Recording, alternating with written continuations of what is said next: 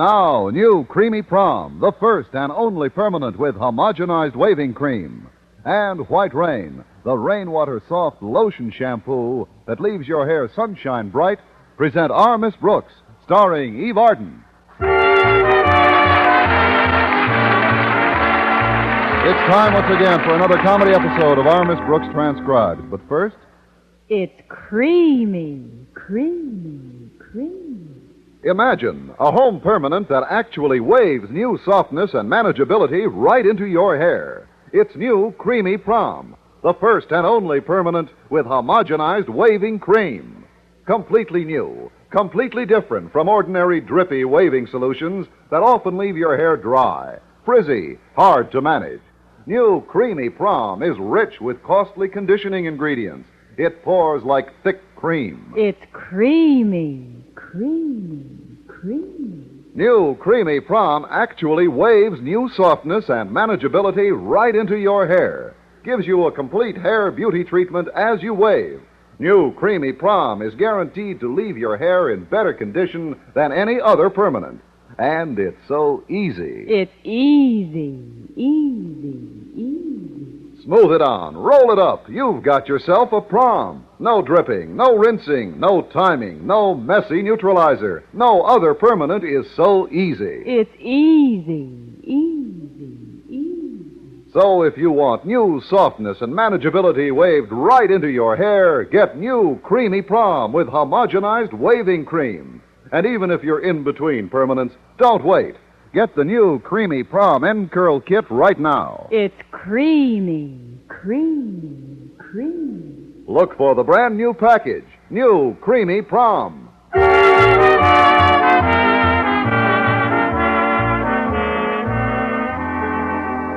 Well, Osgood Conklin, the principal of Madison High, where Our Miss Brooks teaches English, has inflicted a number of severe restrictions on his school in the past.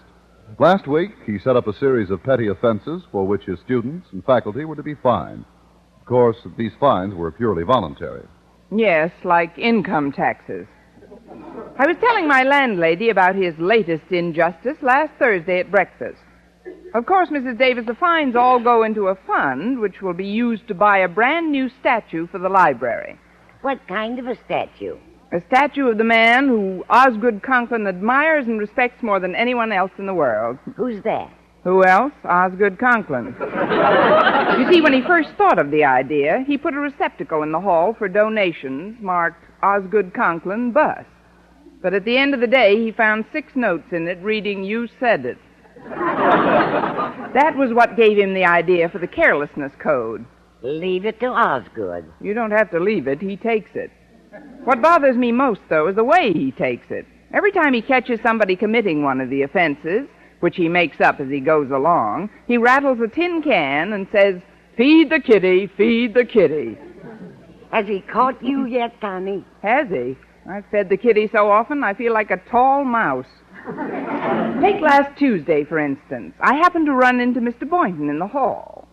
Well, I just didn't happen to run into him. I sort of aimed myself at him. But just as my favorite biologist and I greeted each other, the bell rang for the next period, and Mr. Conklin came by and fined me a dime for not being in my classroom. That is strict. Oh, that's nothing. Wednesday, I hit a parlay. I had to donate 15 cents because I went up a stairway marked down, and 20 cents for loitering near a fire exit, if you can call having your foot caught in the door loitering. But, Connie, do you have to submit to all these fines? I mean, has Mr. Conklin the right to do this? We voted on it in Assembly. Of course, it was really more like a plebiscite. You know, vote yes any way you want to. It isn't the money I miss so much. It's the lunches I could have bought with it. Imagine it, not having enough money for lunch. I don't have to imagine it. Those fines add up, you know. You poor dear. It has been an expensive week for you, hasn't it? Yes, and that's what worries me so much today. I haven't got a dime in my purse. He can get me on a vagrancy rap. Oh, well, maybe it's for the best. The less I have on me, the less I can donate to the bust. For the bust. Well, I had a good breakfast anyway. I'd better get ready to leave now. Walter Denton's picking me up any minute. But where's your car, Connie? At the tailor's, Mrs. Davis. The tailor's? Don't you mean the garage, Connie? No, I'm having it pressed. The last time I drove it in traffic, I got it all wrinkled.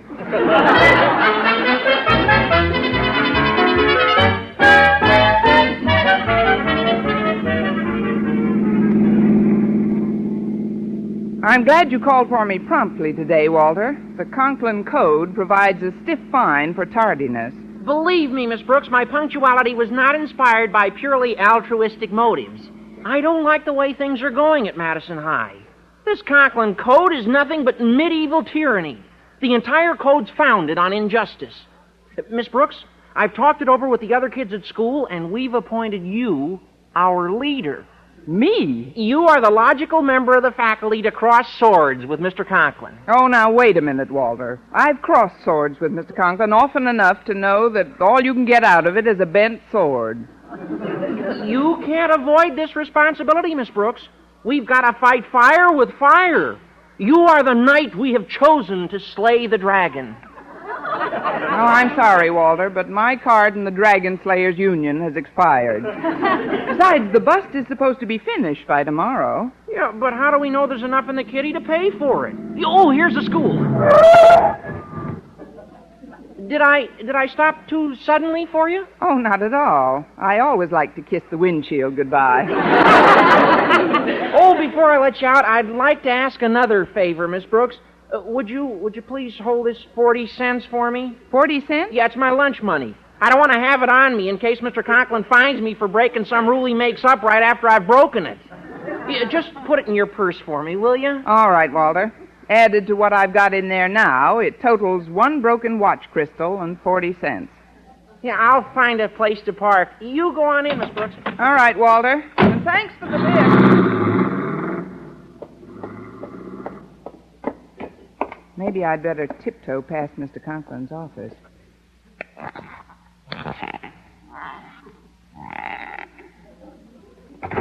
Squeaky shoes, 20 cents.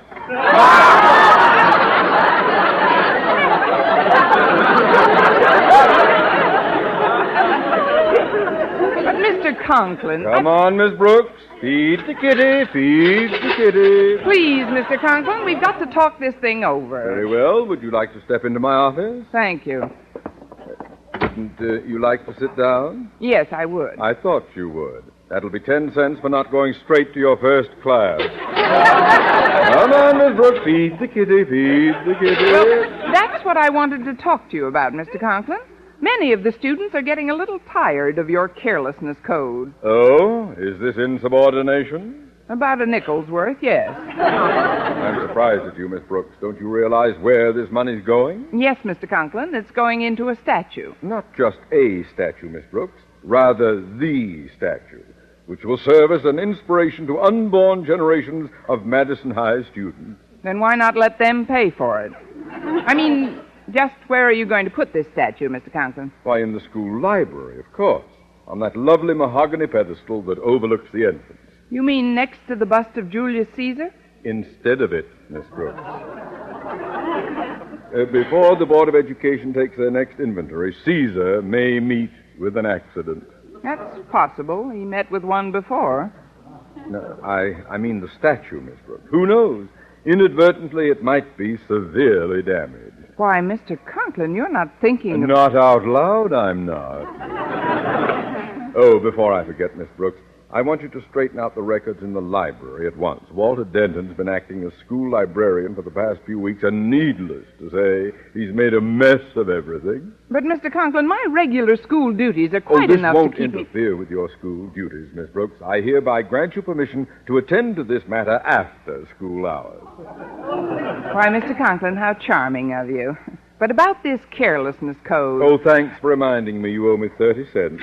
Feed the kitty. But I haven't got any money, Mr. Conklin. Please, Miss Brooks, I distinctly heard your purse rattle when you sat down.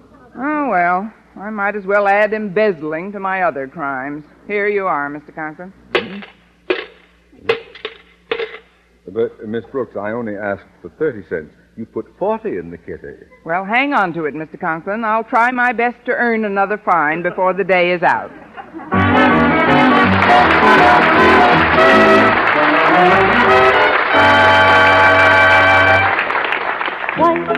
rain, white rain. The familiar White Rain song in new March rhythm. Get in step and march right out and get White Rain shampoo for hair bright as sunshine. White Rain is a gentle, rich lotion shampoo. So gentle it's like washing your hair in softest rainwater. With White Rain, you get wonderful rainwater soft suds, rich and refreshing. With White Rain, you get wonderful rainwater clean rinsing. And that's why White Rain always leaves your hair sparkling with natural highlights, bright as sunshine. So for lovely hair, soft as a cloud, easy to manage, and sunshine bright, march out and get White Rain shampoo. Look for it in the blue carton with a white umbrella on it. Remember, White rain, use new White Rain shampoo tonight, and tomorrow your hair will be sunshine bright. White rain, white rain.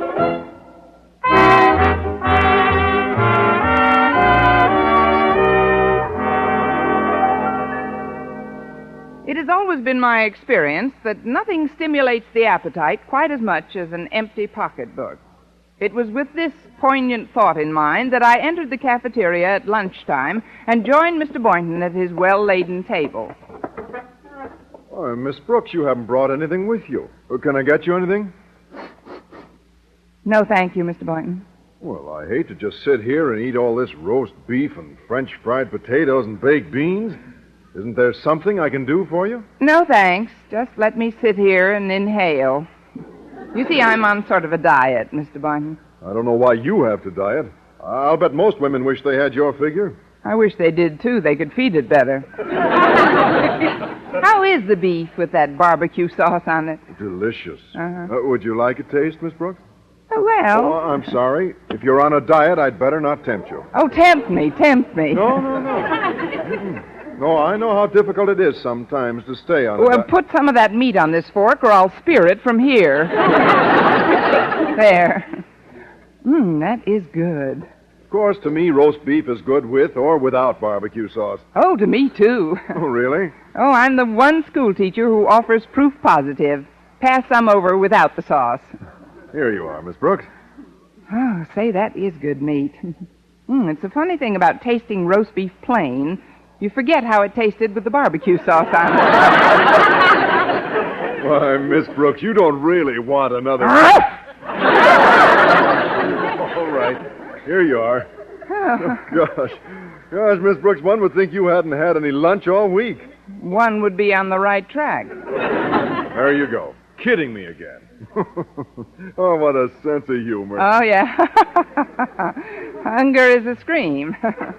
Maybe I'd better drop one more subtle hint. Mr. Boynton. Yes? I'm starving, Mr. Boynton. Starving? Yes. Then why don't you eat something?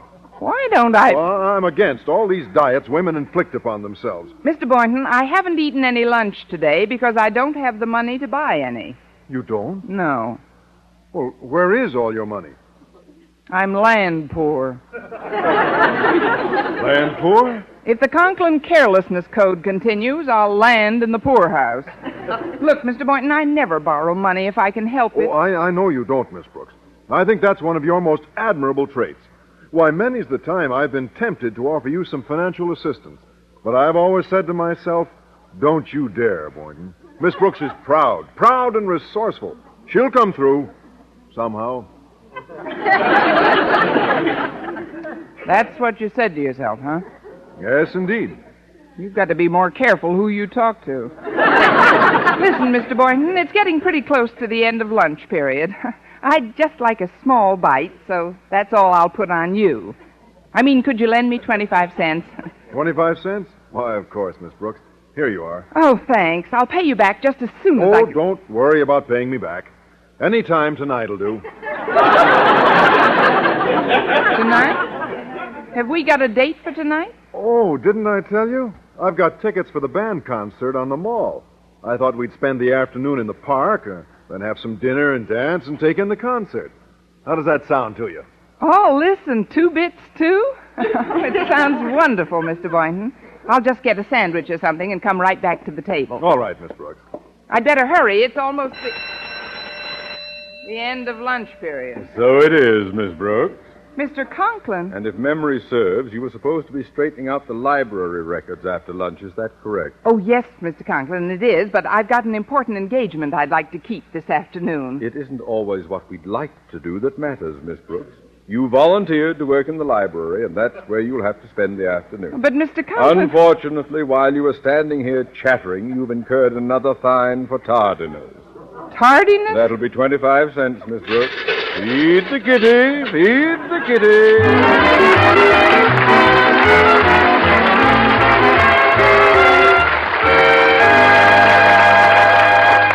Our Miss Brooks will return in a moment.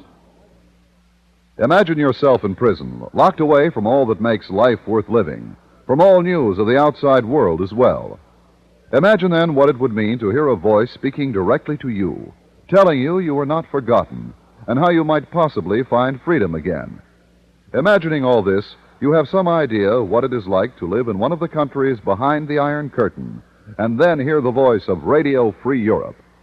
Radio Free Europe broadcasts up to 20 hours of truth a day to the people of Bulgaria, Czechoslovakia, Romania, Hungary, and Poland. And though the communists try desperately to jam the broadcasts, they go through. They go through, bringing the voices of compatriots who have escaped through the Iron Curtain and know exactly the problems that are faced at home, as well as how they can be fought, even with good fortune, overcome. If you would like to join those thousands of private citizens in the United States who make Radio Free Europe possible, send your truth dollars to the Crusade for Freedom, care of your local postmaster.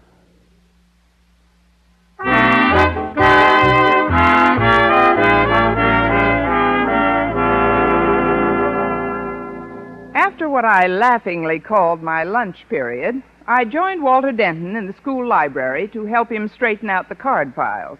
I'm afraid I didn't keep these library cards very neatly, Miss Brooks.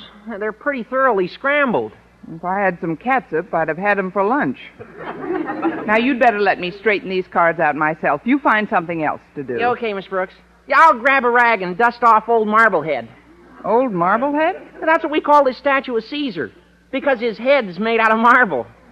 Of course, even though Mr. Conklin's head isn't made out of marble, we also call him... Yes, I know. But you needn't bother dusting off this old Marblehead. Somebody else in school is planning to dust it off permanently. In fact, Caesar may meet with an accident almost any time now. I beg your pardon, Miss Brooks. Well, what do you know? The Ides of March. These floors are quite slippery. A person could very easily lose his balance. Gosh, you accidentally knocked over old Conklin, Mr. Marblehead. Quiet, Denton, quiet. Oh, what a shocking misfortune. Why, I love this statue of Caesar, with his delicately chiseled features, his fine Roman nose. You'd better learn to love him without his nose. It just rolled under the desk. Here, Walter, help me lift Caesar back on the pedestal. No, please. It was my clumsiness that knocked it off. I'll lift it back on myself. Steady does it. Good firm grip now.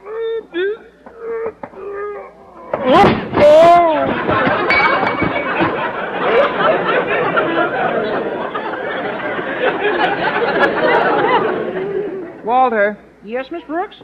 Set Caesar up in the next alley. Mr. Conklin's got another shot coming.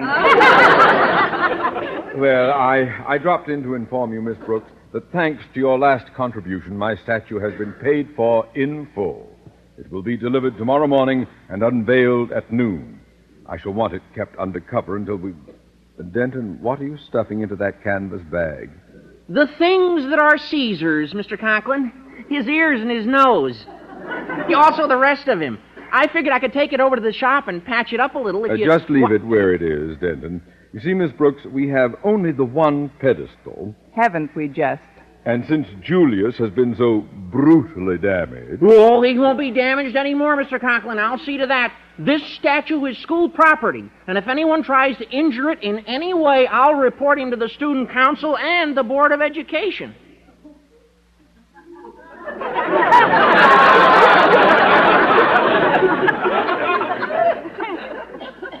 Zealous little beagle, isn't it? Denton, you are dismissed as of right now. Yeah, but Mr. Conklin, shouldn't Go, boy! Yes, sir. Goodbye, Miss Brooks. Goodbye, boy. And now then, Miss Brooks, if you'll excuse me, I'll return in just a little while and personally take care of fixing that statue. Yes, I know you will, Mr. Conklin, but good.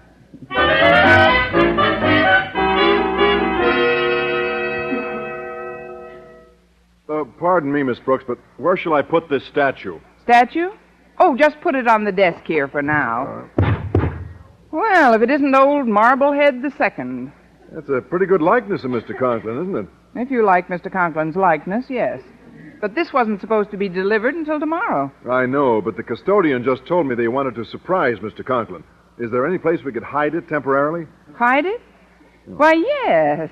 Yes, there is a place we could hide it, Mr. Boynton. Right in this canvas bag. First, you'll have to take out this busted bust. All right. There we go. There. Hi, it's Julius Caesar. Say, his nose is off, and his ear. Please, Mr. Boynton, there's no time to cut up touches with Julius. Now, slip Mr. Conklin's statue into the bag. All right. There he goes. Now, what'll we do with Caesar? We'll take him over to the shop and fix him up the best we can. He's just got to occupy that pedestal, Mr. Boynton. Pedestal? But I don't understand, Miss Brooks. Well, I'll explain it to you on the way over. You see, Mr. Conklin assigned me to work in this library, and if I'm going to look at a statue all day, I'd like to make very certain that it's the kind of statue. Miss Brooks? Miss Brooks? She must have stepped out for a moment. So much the better. Ah, yes, here's the canvas bag with old Marblehead still in it. Now we'll just take this little hammer and commence. Friends, Romans, countrymen, I come to bury Caesar, not to praise him. Why, Mr. Conklin, what are you doing? Well, it should be obvious even to you, Miss Brooks. Yes. Well, Mr. Conklin, there's something I feel I should tell you. Very well, Miss Brooks, but while you're telling me, I'll continue with the business at hand. It's like this, Mr. Conklin. I would normally be very loath to interrupt what is obviously such a joyful hobby to you, but I feel that what I have to tell you merits your immediate attention. Well, what is it, Miss Brooks? Well, if it was something trivial, like being disgruntled over having to work in the library instead of going on a date with Mr. Boynton, who is now in the park by himself, I might hesitate to bother you.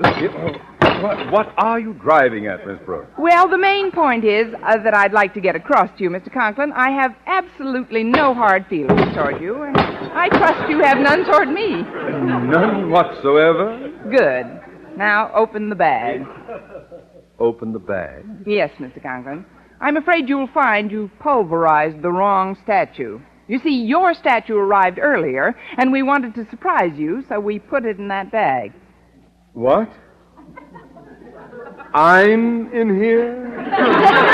That's right. Caesar's over at the shop getting his nose put back on. But, Miss Brooks, you just stood there. All the time I was hammering, you just... How could you... Why didn't you...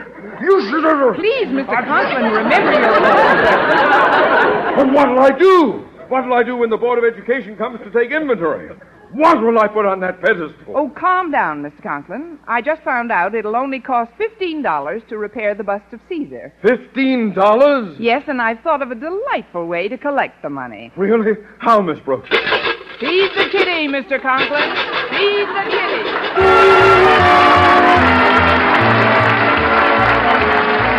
Our Miss Brooks, starring Eve Arden, transcribed, was produced and directed by Larry Burns, written by Joe Quillen and Al Lewis with the music of Wilbur Hatch. Mr. Conklin was played by Gail Gordon. Others in tonight's cast were Jane Morgan, Dick Crenna, and Bob Rockwell. Be sure to be with us next week for another comedy episode of Our Miss Brooks.